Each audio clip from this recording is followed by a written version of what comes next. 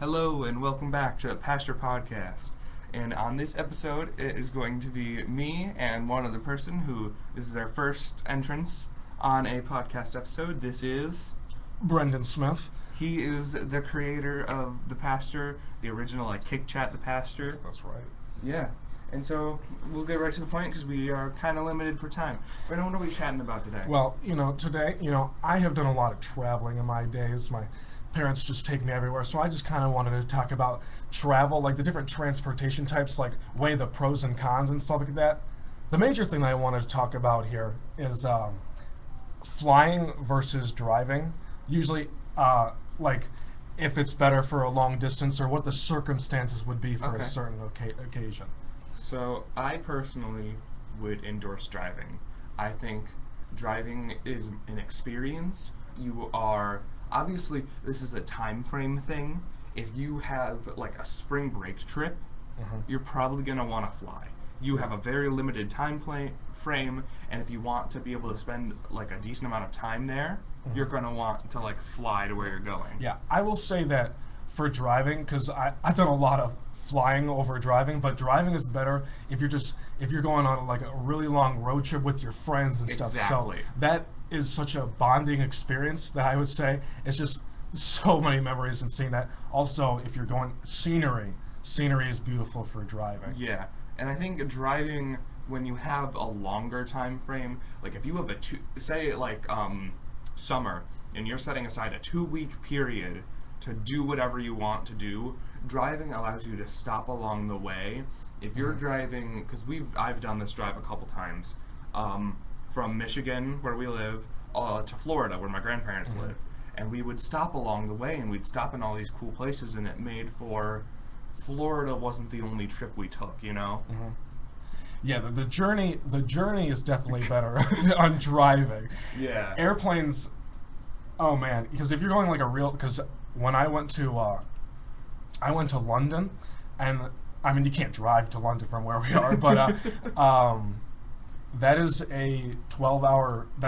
It's really real long, and when you're in a confined space, because there's no breaks, there's no pit stops when you're flying, so you just gotta hold it out in this little tight space because it's getting smaller and smaller, every new edition of economy, with the economy flights, and it can get real expensive. But it also depends on how far you're driving. If you're driving, because it depends on what states you're in. Because gas can always increase and stuff like that. The one thing I will say about airplanes being better is if you want to be real quick, because if it's just if it's just you and one other person that's just going on an airplane, you want to get somewhere quick, then that is the best alternative to driving. I know a lot of people that love the experience of driving better than flying, but I don't know. Personally, I'm kind of a flyer type of person. I don't know. I just find it much easier. I'd say much easier, and but also the pros and cons, because there can also be a lot of restriction. Hello there. Sorry. Excuse me. What? You don't need to come in. I just gotta set some stuff down in here. Oh.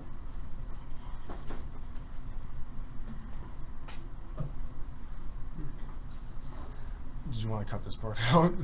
Okay.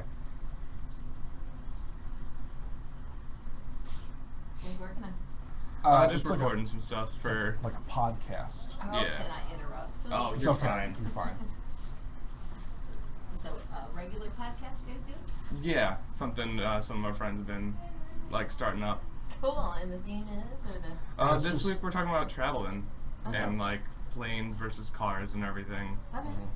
So, but the subject's vary. Huh? Yeah, Yes. every week it's a different kind of thing.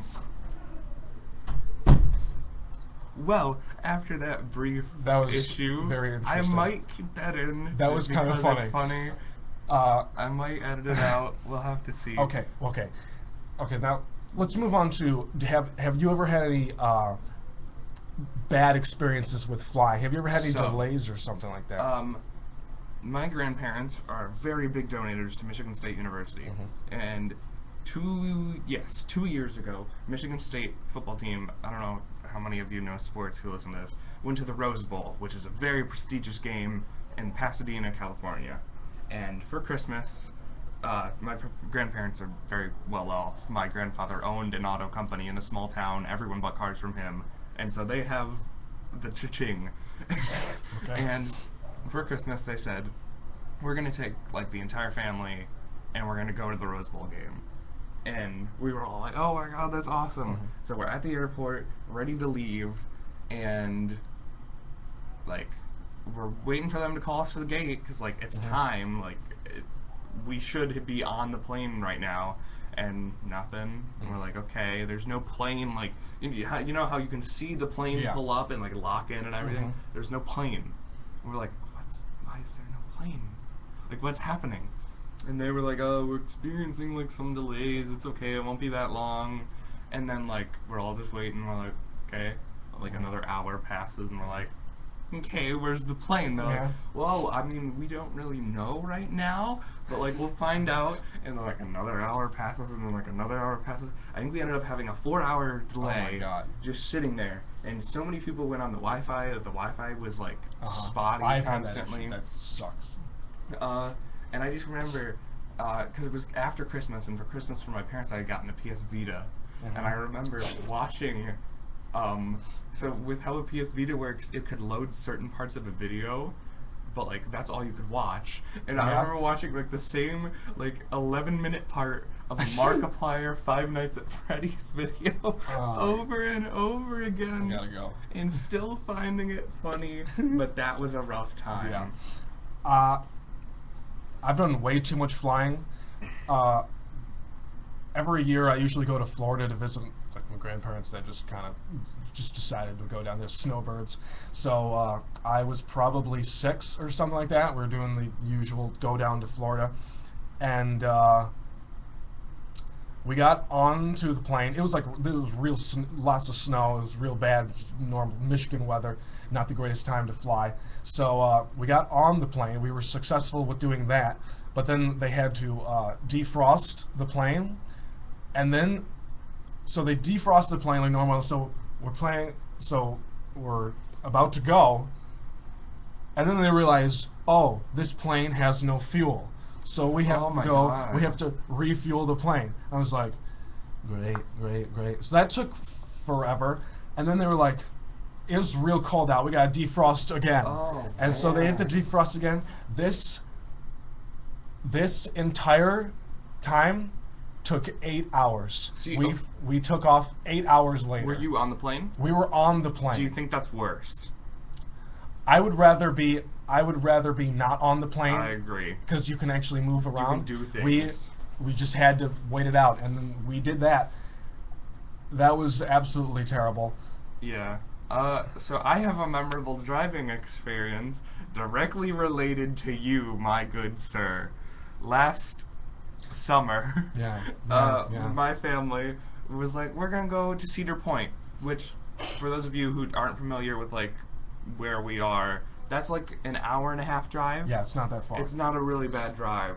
And I decided, because I am an amazing friend, to take Brenden with us to Cedar Point. Yeah, it's great. And on this trip to Cedar Point, we picked up Brenden about 5 minutes ago, and he decides, hey, Cole, do you want to hear the entire history of Metallica as a band? And he spent this entire 1.5 hour trip telling me the history of Metallica.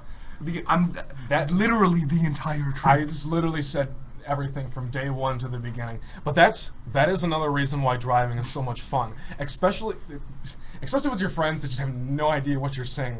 Oh my God, that was just an event. But I prepped him. See, I really, I endorse driving. I think, and a lot of people say, oh, but gas money. I think, regardless, that's going to be cheaper than a flight. And I think, even if you're driving alone, which I think can be risky, and you're definitely going to have to take more stops to sleep and everything, I think that can be even an experience. Putting on some music and just listening and just being with yourself and driving. That's a great time to listen to albums. That's a great time to get full experiences. Mm-hmm.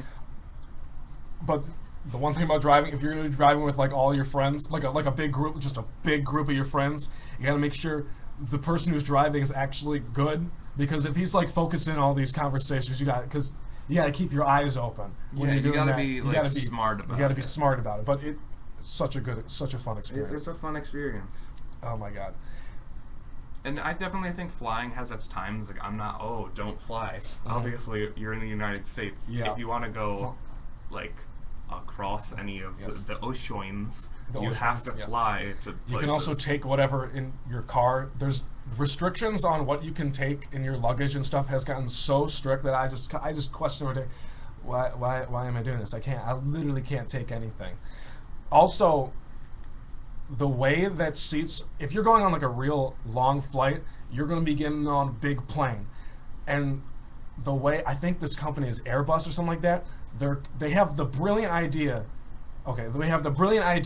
to create these, they have their new layout is 3 seats, aisle, 5 seats, aisle, 3 seats. What? I've never been on a plane I just read this yesterday. That means that there are. Do the math, buddy.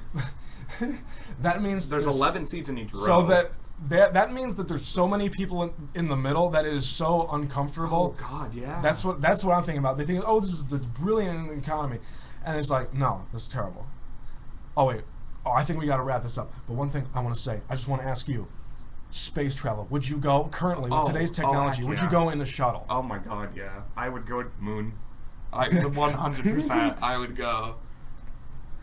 Even if it was just like an around the Earth trip, the view is something you could never pass up. I would love to do it, but I do read terrible stories about shuttles blowing up, like the Challenger incident and stuff like that. But I'd still do it. I'd just get through that G-force, and. In a second, we'll wrap this up. Have you ever been in a helicopter before? No. You have. That is real fun, but when you have like a 20-year-old haircut, he likes to do the fast turns, and your stomach doesn't like to do the fast turns, but he loves it. And that was a little woozy, but we did it.